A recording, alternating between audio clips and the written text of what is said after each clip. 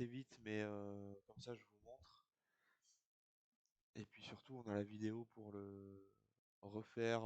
Si vous le faites pas cet après-midi, ça, vous pourrez le faire demain. L'idée, ce serait que vendredi matin, on ait les mini-projets en ligne, on ait des petits trucs fonctionnels et ça vous permet de tester aussi comment ça marche en ligne. Alors, du coup, l'un des plus simples, c'est celui-là.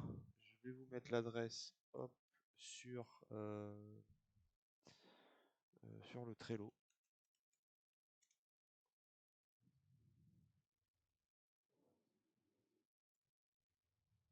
Et je vous ai partagé l'écran. Non. Hop.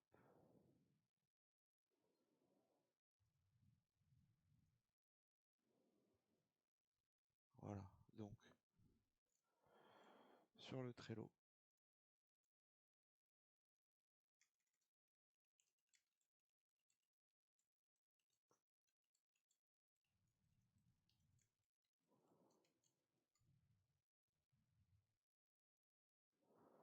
Voilà, c'est 3 fois 0 web host.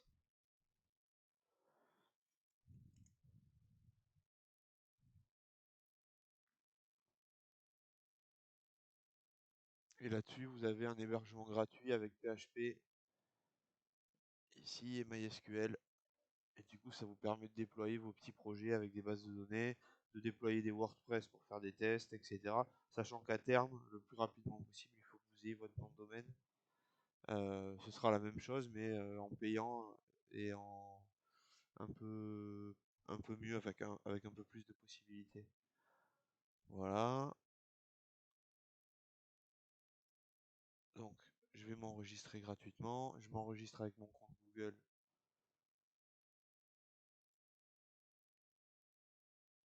Ça ira encore plus vite.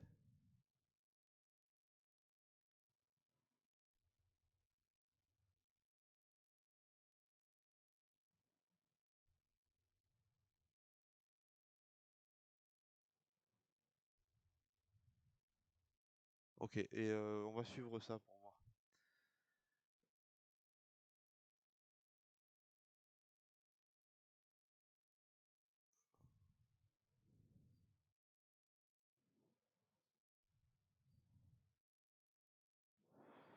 Alors, qu'est-ce qu'on va mettre? Test.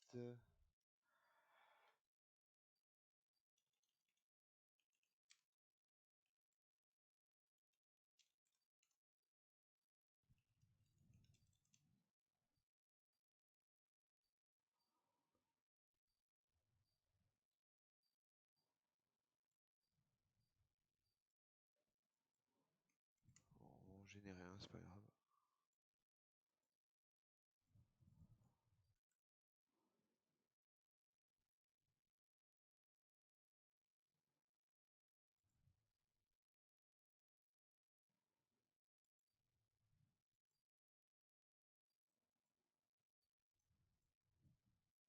Ah, pas le droit aux espaces. C'est ça.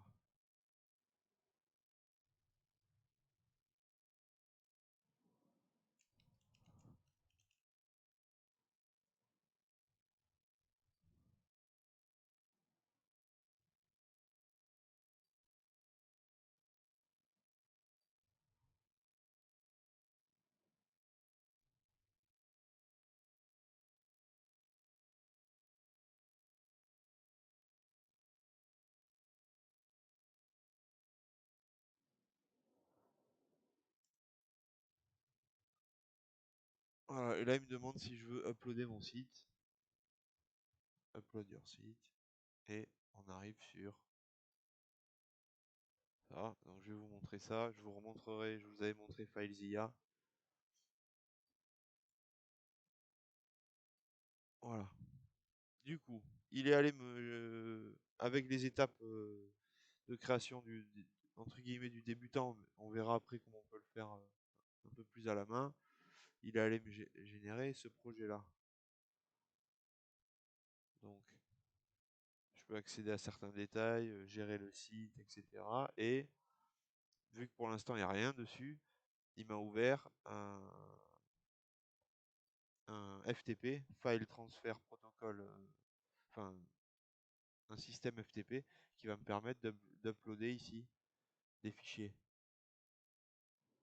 Donc là, je suis à la racine de mon site. Normalement, ce site, il existe déjà là. Je le vois tout en bas à gauche dans l'URL. Ouvrir dans un nouvel onglet. Voilà. Mon site marche. Mais il y a pour l'instant leur page à eux qu'ils ont installée par défaut. Qui doit être là-dedans. Même pas.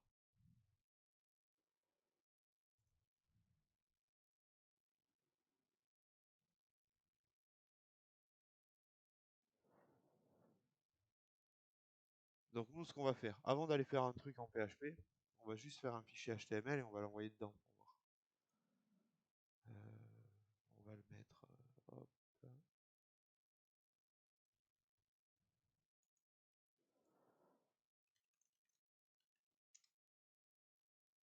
Voilà. Je fais le doctype et dans le body, je mets juste un H1.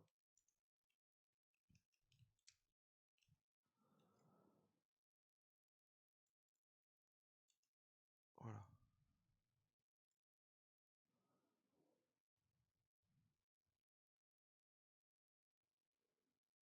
Ici, où suis-je? Voilà, je vais essayer d'aller faire upload file en haut à droite, d'aller choisir un fichier et il va être dans 3W, exercice 2, index.html.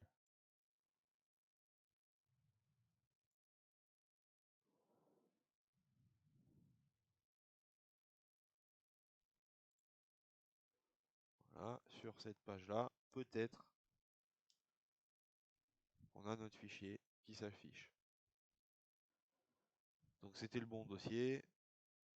Et par défaut, un serveur web, il va lire les fichiers index.php ou index.html. Même si j'ai pas écrit index.html, du coup dans afpatodo.3x0webhostapp.com, mais même si vous y allez de chez vous, vous avez ce texte qui s'affiche, vous arrivez à récupérer direct mon fichier depuis internet. Donc je pensais qu'il y avait un peu plus d'étapes. Ça, c'est pas très compliqué. Ce qui veut dire que je vais avoir possibilité de mettre mon fichier index.php et de mettre dedans mes dossiers, contrôleurs, modèles, etc. ou mes exercices, n'importe lequel en fait. On pourrait aller voir les exercices PHP. Alors, hop, je vais regarder ici. Ça,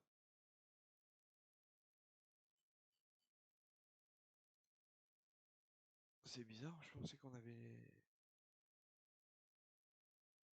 les liens.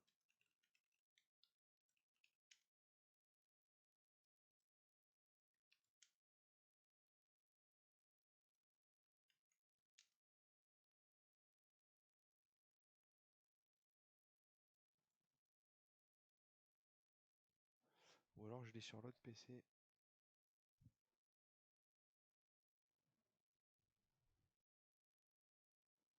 Ah, ça veut dire que le dossier PHP Forms, j'y vais, je vais l'ouvrir. On remarque qu'il n'y a pas grand chose. Il y a index.php et résultat.php. Je peux les glisser. Alors, les glisser, déposer, je suis pas certain que je puisse le faire ici. On va voir. Si, magnifique. Je peux glisser les deux fichiers, les uploader et mettre mon index.html à la corbeille. Voilà.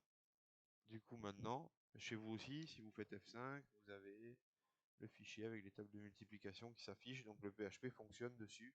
Tout va bien. Pas de message d'erreur ou quoi que ce soit. Enfin, si, là. Mais bon, ça. Et il y a une petite différence, si vous regardez le fichier chez vous ou sur le serveur, c'est le début de l'URL, puisque là, du coup, on est sur leur serveur, donc sur un ordi où il n'y a pas du tout la même architecture de dossier que sur le nôtre. Mais la ligne, c'est dans le fichier, ça ne changera pas et on s'en servira quand même. La deuxième étape, c'est que du coup, ici, on n'a pas encore de base de données.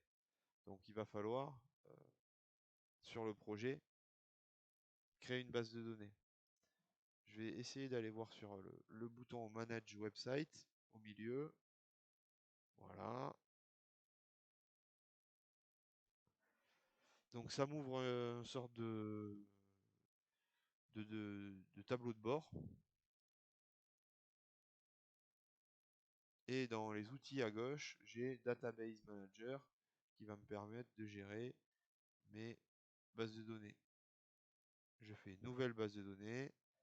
On va la nommer To-Do. On va le nommer admin. Le mot de passe, on va mettre admin aussi. Tant pis. Ah. Admin. 3 fois. Non.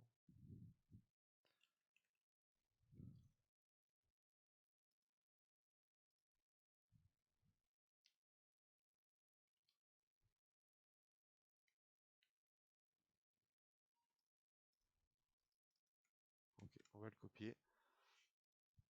Et on va la créer.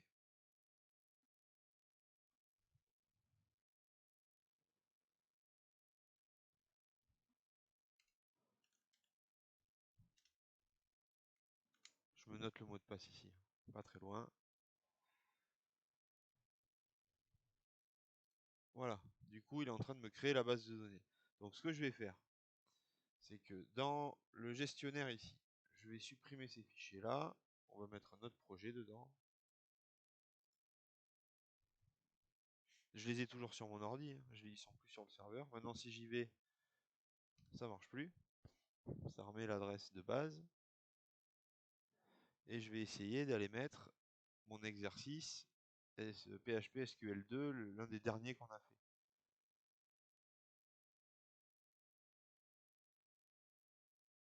Donc là-dedans, je vais dans un premier temps transférer, c'est la liste to do en fait. Je vais transférer tous mes dossiers et mon fichier index.php. Voilà.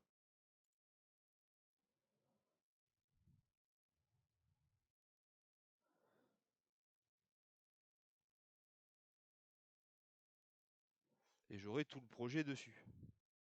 Le problème, c'est que quand je vais aller dans le projet, ça va marcher, ça va charger les fichiers PHP, et ça va bugger au moment où il va vouloir se connecter à la base de données, où dedans on a mis localhost, route, etc.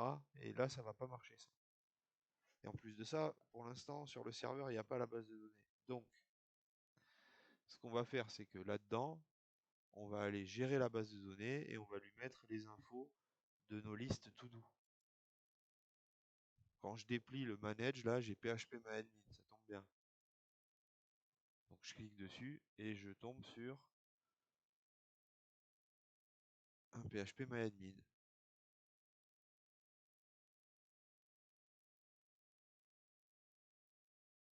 Donc ça doit être cette table, je regarde. Ouais, c'est bien celle-là, 1428. C'est cette table-là. C'est cette base de données ici. Donc je vais pouvoir importer les tables dedans. Donc ici, je suis côté serveur en ligne. Je vais aller hop sur mon localhost, dans mon phpMyAdmin, récupérer le SQL des bases de données. Je vais dans To-Do ici, je fais exporter, ou peut-être je coche les deux et je fais exporter. Exporter. Bon, ça, je sais pas pourquoi j'ai cette erreur. Et exécuter, je récupère todo.sql. Je reviens sur mes bases de données. Là, c'est sur mon localhost. Là, je reviens dans 3.0 webhost. Je vais dans importer.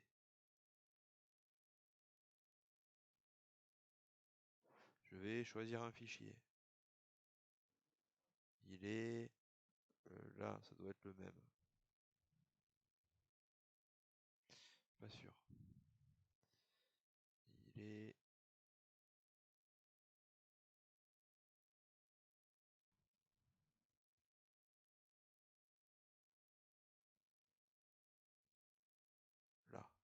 1 SQL et je fais exécuter. Il va peut-être me mettre une erreur par rapport au nom de la base de données qui n'est pas le même. On va voir. Non, c'est bon. Ça a marché et du coup dans ma base de données, j'ai récupéré to-do et user. Donc, normalement, mes fichiers PHP, ils ont de quoi récupérer les données sur leur propre serveur. La seule chose qu'ils n'ont pas, c'est les bonnes infos. Parce que si on va ici dans exercice PHP SQL2, voilà, c'est pas dans l'index, c'est normalement dans les modèles. Ici, ils ont localhost, to-do, root et password. Il faut pas. Donc là, on va mettre le mot de passe qu'on a copié-collé. Admin, c'est le user qu'on a renseigné. La base de données, alors dbuser, c'est ça, pardon, c'est marqué. dbuser et dbname, c'est ça. Par contre, vu que c'est sur le même serveur, là, a priori c'est localhost. Chez OneNone, chez OVH, c'est pas localhost, c'est l'adresse d'un serveur. Ça revient au même. Donc normalement, avec ces infos-là, il faut juste que je mette à jour du coup helpers model dans le dossier modèle. Je vais dedans. Ah, ça c'est chiant.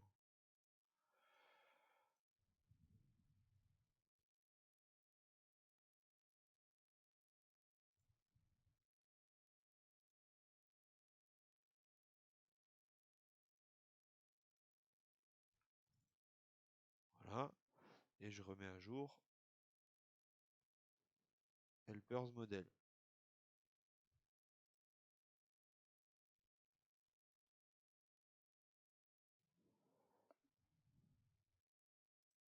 Donc ici, je vais arriver sur index.php.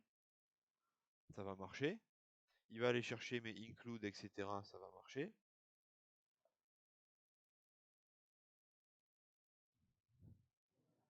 Et du coup, le seul fichier que j'ai pas mis à jour, c'est le htaccess, le dernier fichier, qui est à la racine là. Lui, je voudrais aller voir ce qu'il y a dedans. Euh,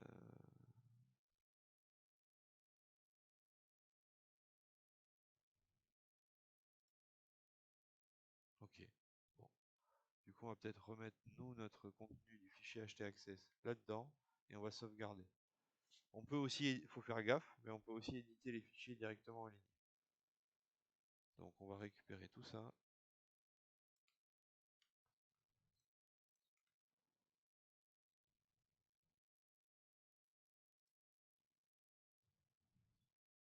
Voilà. De toute façon, nous sur notre projet de mémoire, c'était ici page égale. Donc là, on est sur index.php, ça c'est sûr. Et après, c'était page égale login.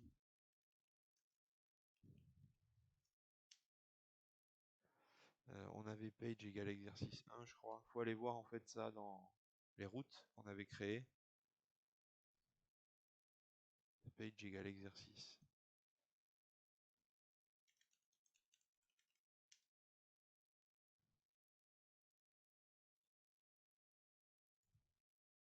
On va essayer de se connecter pour récupérer les données.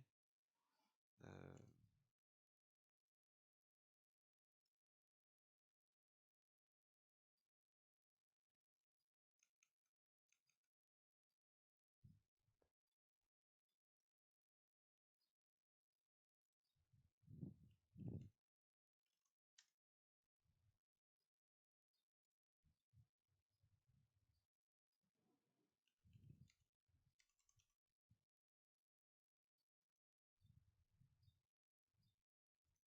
yes, c'est bon, je me suis connecté. Et du coup, je dois pouvoir atteindre les exercices. C'est bon. Donc tout est en ligne, tout est connecté, les fichiers PHP sur le serveur, la base de données sur le serveur. Maintenant,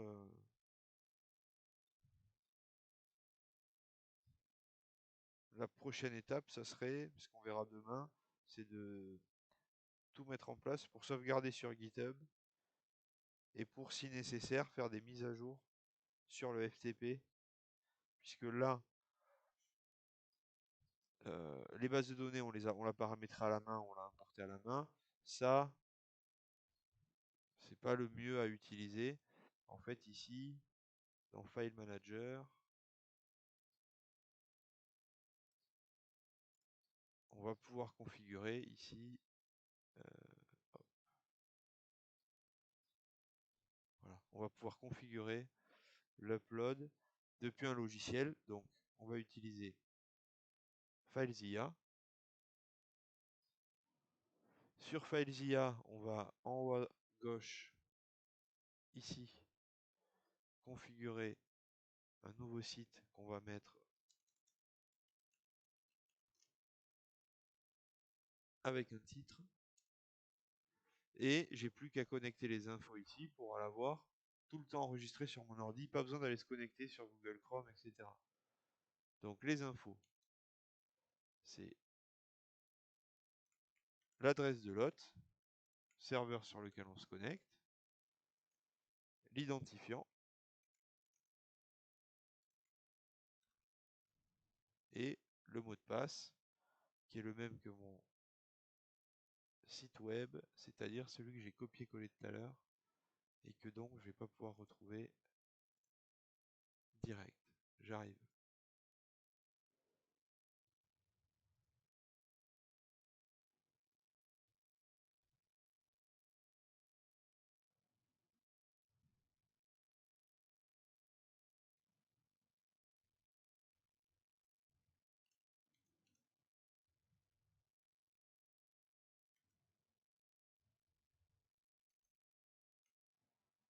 Voilà, et voilà. Je fais OK. Et du coup, dans ma liste, maintenant, j'ai mon 0 webhost sur lequel je peux me connecter. J'accepte le certificat de sécurité et il me récupère mes dossiers dans lequel, magie, il y a les fichiers que j'ai uploadés par Chrome il y a 5 minutes.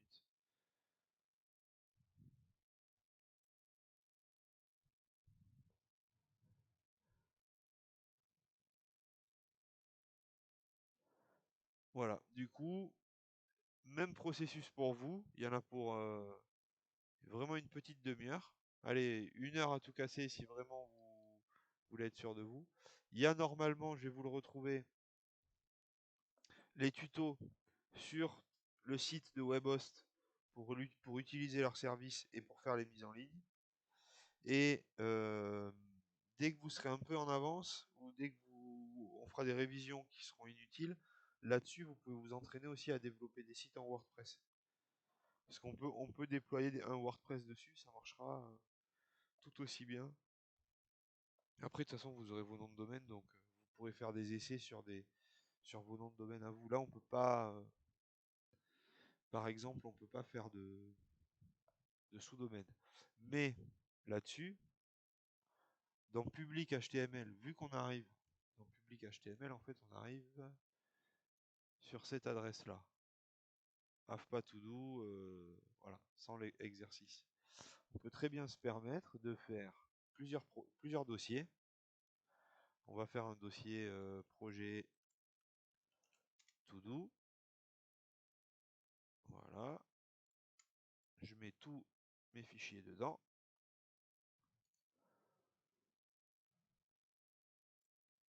Et du coup, je peux héberger plusieurs projets. Puisque maintenant, lui, il va se retrouver dans projet to-do.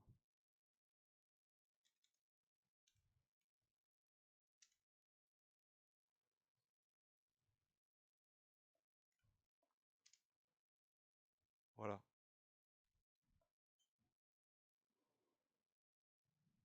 Et donc, si vous avez un projet to-do, un projet réservation, un projet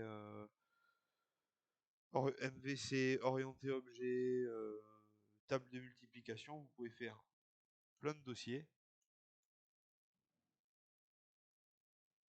Ils fonctionneront tous. Le seul souci que vous allez avoir, c'est au niveau des bases de données, puisque vous avez droit qu'à 2 bases de données ici. Donc si vous voulez faire ça, il faudrait faire des préfixes et par exemple mettre to-do underscore to-do underscore users. Pour les autres projets, multiplication underscore le nom de la table dont vous avez besoin et du coup, problématique, reporter le nom de ces tables aussi dans vos fichiers PHP et dans toutes les requêtes. Mais ça vous permet d'avoir plusieurs projets hébergés au même endroit. Autre grosse problématique, s'il y a une faille et que quelqu'un efface votre base de données, ça efface la base de données pour tous les projets. Sinon, autre possibilité, qui n'est pas optimum mais qui marche en attendant d'avoir un nom de domaine. Après, pareil, sur les noms de domaine, c'est pour ça qu'il faut être prêt à payer un peu plus cher pour avoir quelques bases de données. Je pense que si vous avez 10 bases de données, déjà, c'est pas mal. Ça vous permet de bosser 2-3 projets, de les bosser avec quelques bases, d'avoir des trucs déployés en vrai et de pas être limité, de pas se retrouver avec 2 projets un jour qui arrivent et une base de données de disponible quoi. 10 c'est pas mal pour débuter.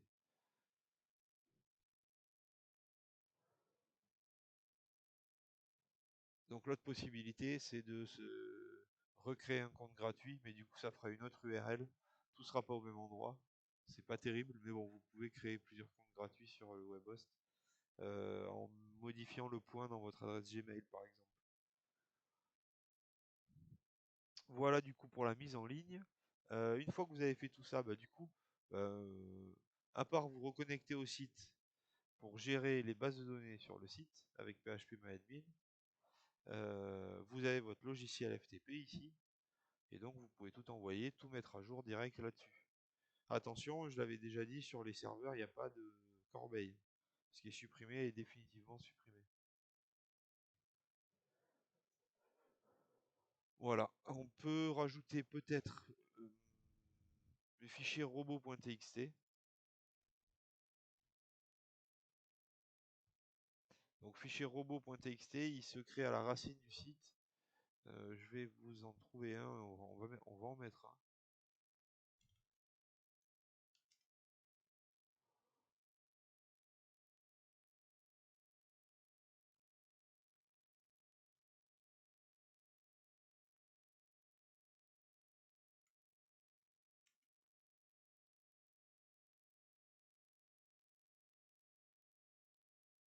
Alors hop, ici, je vais dans mon projet, nouveau fichier robot avec un s.txt. Vous le voyez pas, il est là. Et dedans, je vais mettre 2 lignes. User agent deux points étoile 10 allo 2 points slash. Ce qui signifie que ce fichier il est lu par les robots Google qui vont faire le référencement par exemple. Euh, En mettant ces 2 lignes, on va dire à tous les robots, user agent, c'est l'identifiant de chaque robot, Google, Bing pour le réseau de recherche Microsoft, etc. Ils ont tous des robots différents. Le étoile, c'est pour dire à tous les robots, on va leur filer une instruction, quelle qu'il soit, et l'instruction, c'est 10 allo slash, slash c'est la racine du site, donc on leur interdit l'accès à tous les dossiers et tous les fichiers. Et donc, normalement, ça plus quelques autres petits paramètres, vos pages sont pas référencées dans google.fr pour ces fichiers-là, enfin ces projets-là qu'on fait juste en projet, quoi. Après, il faut faire l'inverse, tout activer pour que ça soit bien référencé quand vous passez en mode mise en ligne. Et donc, on va pouvoir le mettre à la racine carrément du projet. Donc je vais le chercher, je le glisse et je le dépose depuis un explorateur Windows. Il y est, bingo. Du coup, là, on sait qu'on n'apparaîtra pas sur Google. Ça serait embêtant que AFPA-To-Do remonte dans les résultats Google pour la pauvre table de multiplication qu'on avait faite dessus.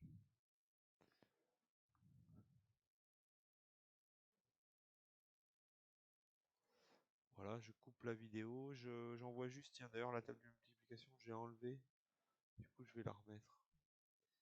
Euh,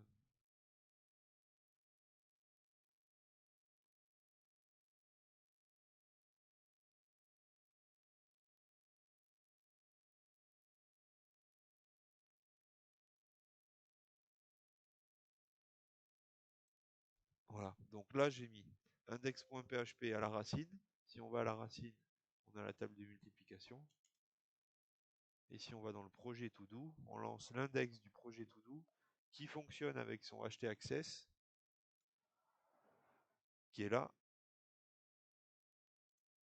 Donc qui réécrit l'URL avec en fonction des dossiers qu'on écrit dedans. Et du coup, si on est bien logué, on peut avoir accès au dossier exercice qui n'existe pas, ce dossier exercice, mais qui pointe vers le fichier exercice.php dans les modèles, dans les contrôleurs, etc. Et normalement, si tout se passe bien, le jQuery devrait marcher aussi. J'ai validé les 2 premières tâches, j'actualise. Non, ça marche pas par contre. Pour regarder si on n'a pas une réponse dans la console.